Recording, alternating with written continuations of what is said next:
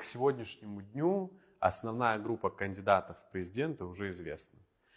Абхазскому обществу известно, какие люди стоят за этими кандидатами. Условно, там Бадра Гунба, наследник политики Бжани и так далее и тому подобное. А кто стоит за вами? Есть ли такие люди? Вот это хороший вопрос, потому что я полагаю, что некоторые наши политические долгожители, они как раз вот не могут смириться с той мыслью, что вот должна произойти смена поколений. Что они прекрасно знают, что за мной никого нет.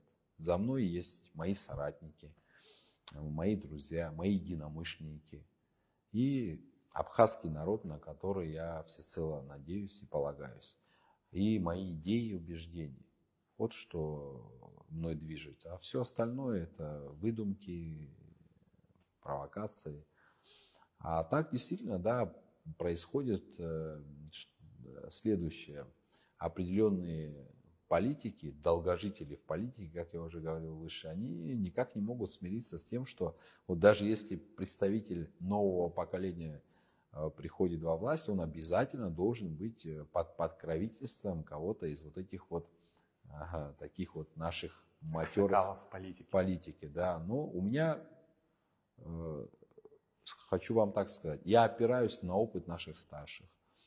Среди моих друзей, можно сказать, или тех людей, к которым я прислушиваюсь, есть много людей старшего поколения, довольно опытных людей. Я даже могу сказать, вот, допустим, есть вот Союз интеллигенции, это Надар Викторович Чанба, Нукзар Чичкович Лого и много других, сейчас всех не перечислить. Это вот представители такого старшего поколения, основателей национально-освободительного движения Абхазии.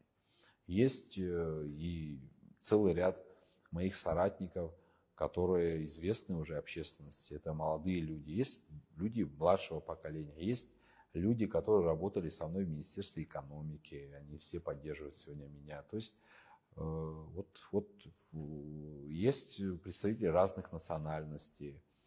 Поэтому мы никогда не делили свой народ на своих и чужих. И за Адгура Марцинба, в том смысле, в котором вы задавали этот вопрос, никого нет. Вы так плавно, в принципе, ответили на мой следующий вопрос, кто ваша команда.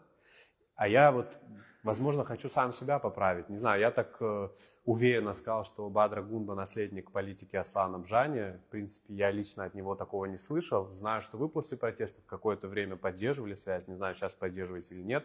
Можем ли мы вообще так говорить? Может быть, это и неправильно было с моей стороны.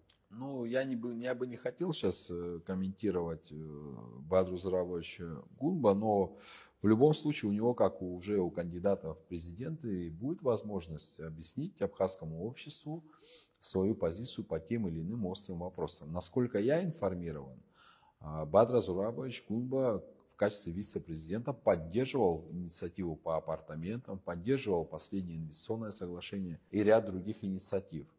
Но если он был не согласен с этой повесткой, у него будет возможность об этом сказать публично. Во всяком случае, когда он работал вице-президентом, бок о бок с Асланом Бжани, он публично нигде не высказывался против этих инициатив.